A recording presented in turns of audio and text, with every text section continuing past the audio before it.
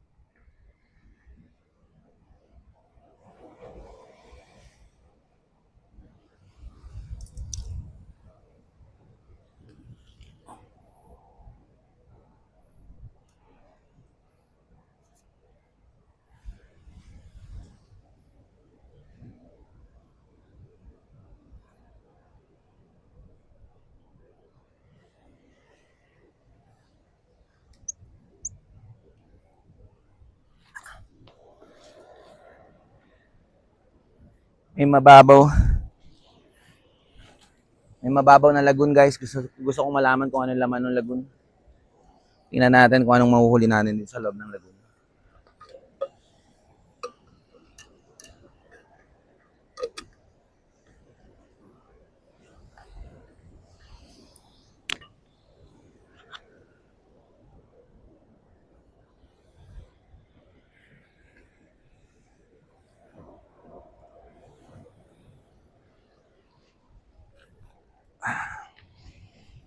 Normally guys, kapag sa gantong mga lagoon, may mga nakukulong na isda. Kaya tingnan natin kung ano makukuha natin.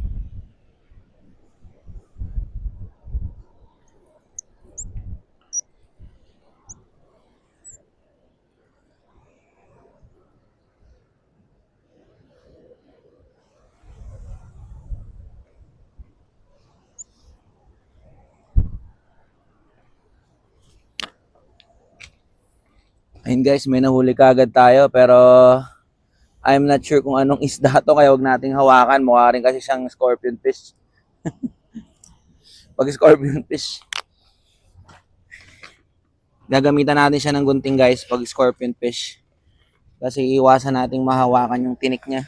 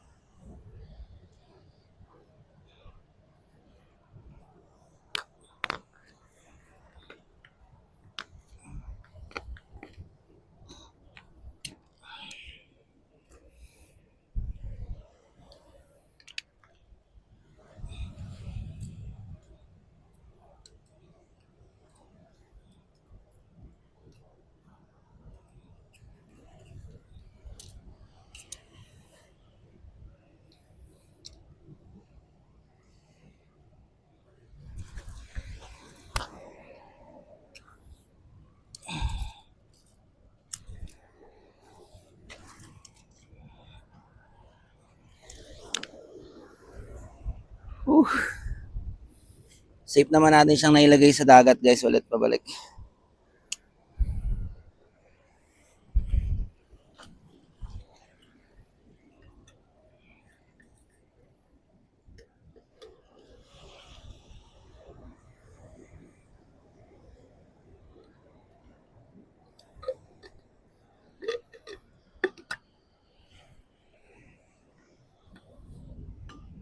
Mababaw yung tubig guys, kaya malamang lilipat din tayo. Masyadong mababaw yung tubig. Tingnan pa natin, magkas pa tayo isa.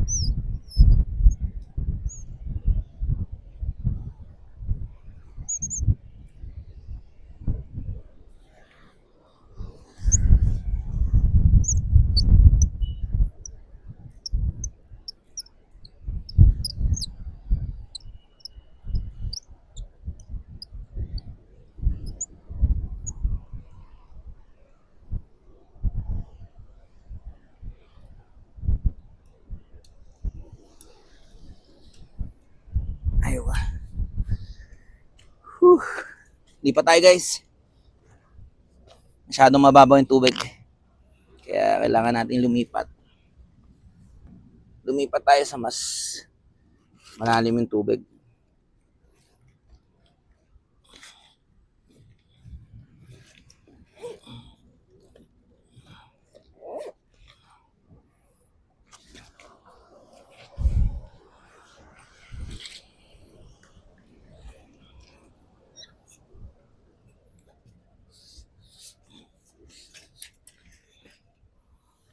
Kasi mauubos lang yung pain ko guys, pero hindi tayo makakahuli ng magandang uri ng isda.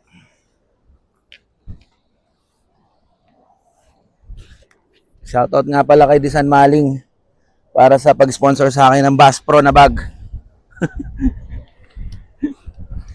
Tayo guys kasi marami pa naliligo doon guys. Kaya ayoko muna makigulo doon. Dito tayo. Tingnan natin dito.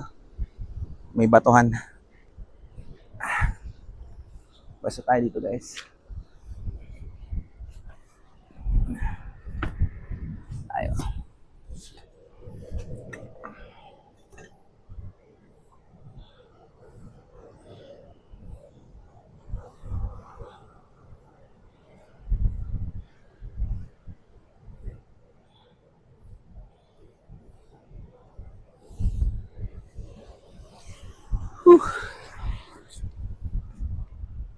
Shrimp bait pa rin tayo.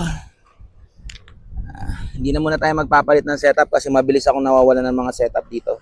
Pero nag-ready na ako ng mga 6 na setup kasi guys, maliit lang yung rod ko. Kaya mabilis na ako napuputulan, maliit lang yung line ko. Kapag sumabit na to or may kumagat na mas malaking isda, hindi niya kinakaya. And then ang sima ko guys, maliit lang yung sima ko. Kasi ang tina-target ko lang din talaga is pompano. Kaya tayo naka-setup ng pompano na setup.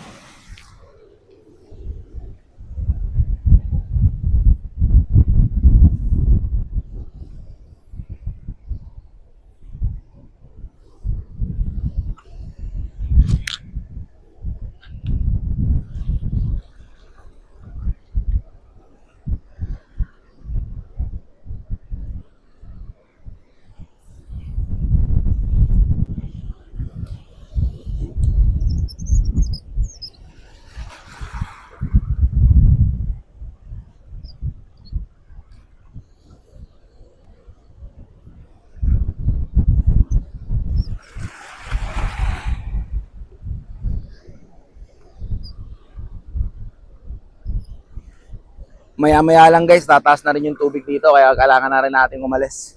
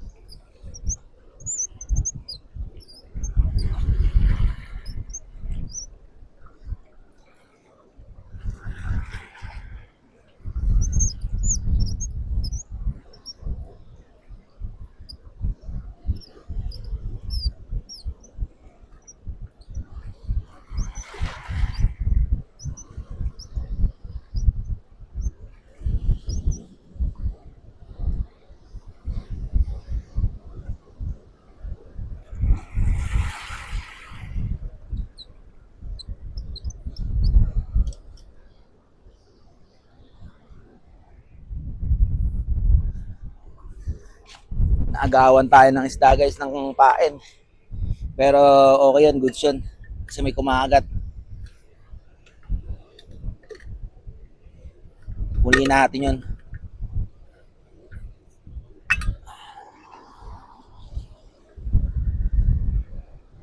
Andito lang sila sa may gilid. So hindi ko na kailangan magcast ng malayo. Kasi nung kinas ko ng malayo, walang kumagat. Pero nung malapit na, nung hinila ko na, malapit na dito sa gilid, sa shore, biglang may kumagat.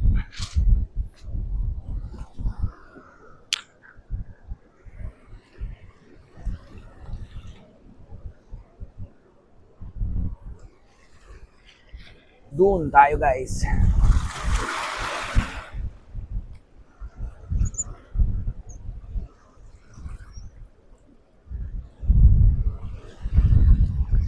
Tumayo tayo konti sa tubig kasi umaalon. Wala tayong dalang pangbasa ngayon guys, kaya hindi tayo pwede mabasa ngayon. Pero mukhang maganda tong fishing spot na to kasi walang gumugulo sa akin. Oops. Oops. Oops. Huli ba? Naunahan na naman tayo guys ng isda. Ayun, ayun, ayun. Pumasok. I think pumasok. Whew. Wala.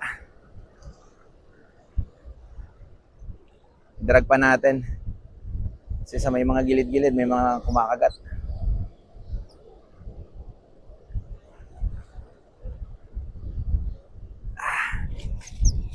Whew.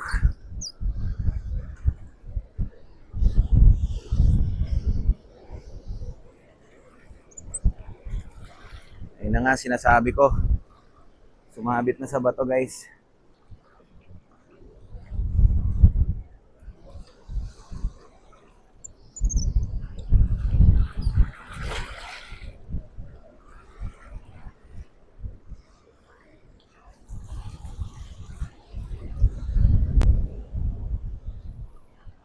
Whew. Pasensya talaga sa pamimingwit, guys. Hindi ka pwedeng mababa pasensya mo dito. Kasi libangan talaga to ng mga mahaba ang pasensya, guys. Ang napakasarap lang sa pakiramdam kapag nandun ka na sa fighting fight. Nasa fighting ano ka na ng isda. Pag may kumagat na kasing isda, kailangan maipasok mo yung sima mo sa bibig niya.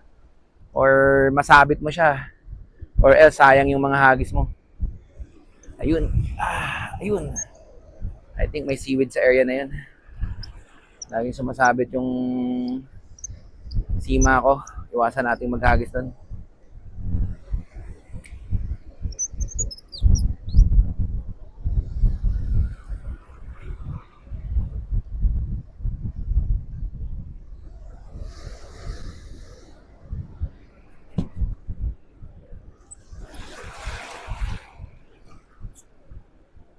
Nako.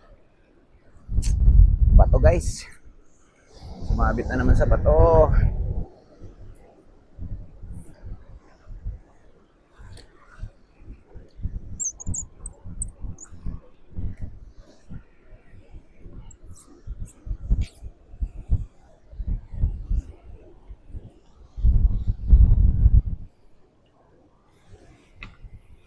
Sumabit, guys. Kailangan natin pakawalan.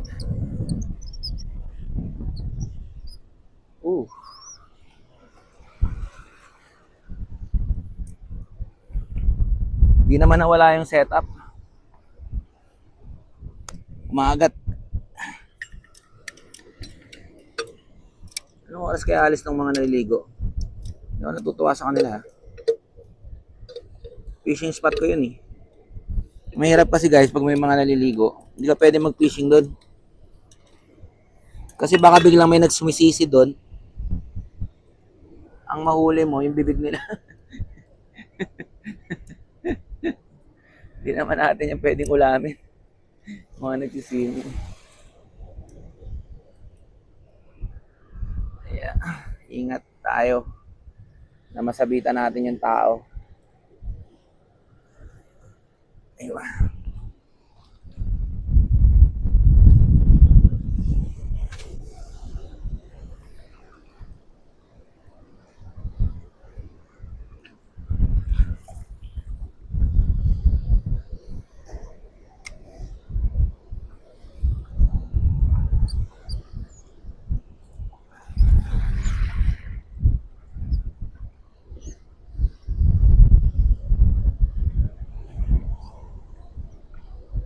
Masyadong mababaw, guys. Kasi sumasahid sa lupa yung pabigat ko, kaya siya sumasabit. Yung mga isda lang sa gilid-gilid yung madadali natin dito. Kaso, pag kumagat yung mga isda, sisingit nila yun sa bato, guys. Yun ang problema. Kasi mga isdang bato yan. Ayun. Magat. Oops, nakawala. Mga isdang bato yan mga yan. Kaya, yun, lumalim na tayo.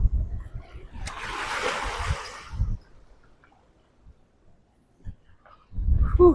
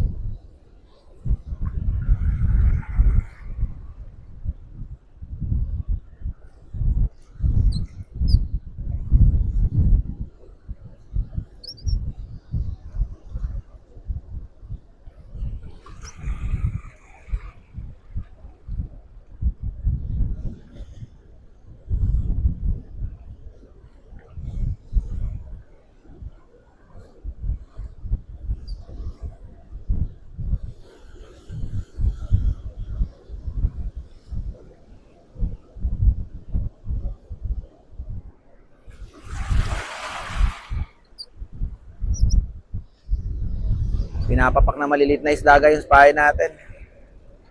Ginagawang breakfast. Ay, dinner pala. Hapon na pala. Ginagawa niyong dinner ha. Mamaya kilaw kayo sa akin.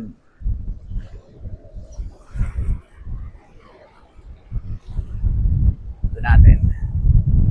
Ito.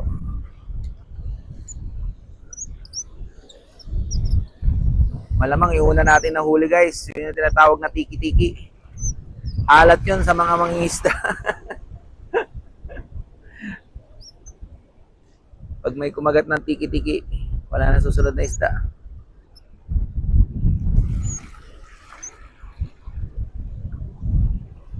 Ayun, may kumagat. Dunukin mo. Dunukin mo.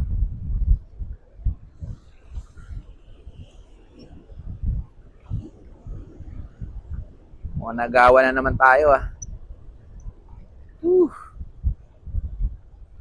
Hindi nalunok guys. Nagawa na naman tayo. Mautak din to mga isda eh. Magagaling.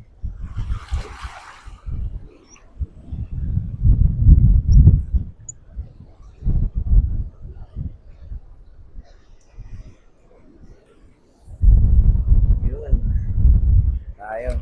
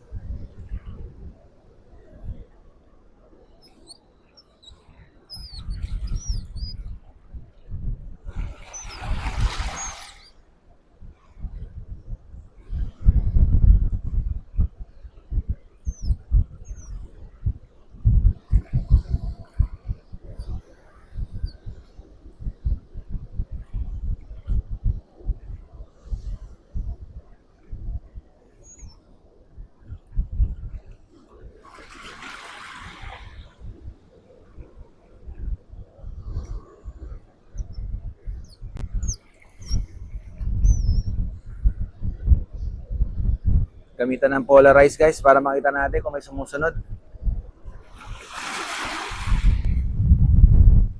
Ito nga palang uri ng salamin na gamit ko guys, polarized to. Pag tumingin ka sa tubig, makikita mo yung isda. Malinaw kasi yung tubig. And then, naaaninag niya ilalim ng tubig. Hindi katulad ng kapag ang gamit mo is normal lang na sunglasses. Hindi mo makikita yan. Pero dahil naka-polarize tayo, kita natin yun kapag nasa mababaw na yung isda. Mabilis natin malalaman kung anong isda yung kumagat. Pero sa liwanag, medyo malabo siya guys. Pero sa tubig, maganda siyang ipangtingin. Ayun. Ayun. Puta. Pamura na tayo guys. Excuse my language. Wala, hindi ko mapasok. Maliliit yung isda dito. Naunahan kasi tayo na tiki-tiki eh.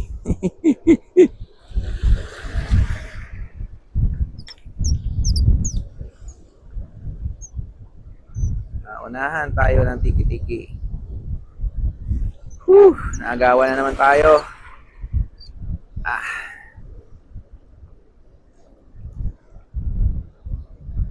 Medyo maluwag yung rod ko guys. Magpapalit tayo guys. Luwag eh. Yun, malak. Maluwag siya.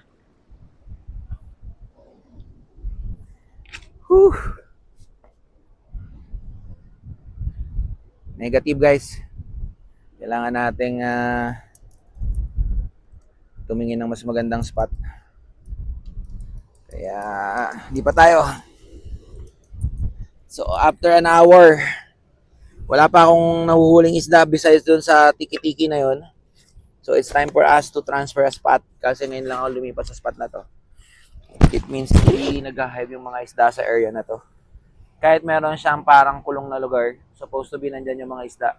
Pero since may sibo doon, ang tawag ng sibo, parang may mga tumatalon-talon na maliliit na isda. Doon tayo pupunta. Di pa tayo doon guys. Thank you for watching. Subaybayan natin yung sunod na video. Doon tayo baka makahuli ng isda guys. Sorry kung wala tayo napakitang isda ngayon, pero doon talaga ang fishing guys. Normal lang yun. Pero thankful tayo ngayon at nasubukan natin itong polarized na salamin. I suggest sa mga fisherman dyan na gumamit din kayo ng polarized na salamin kapag surf fishing kayo kasi mabilis nyo nakikita yung isda. Thank you guys.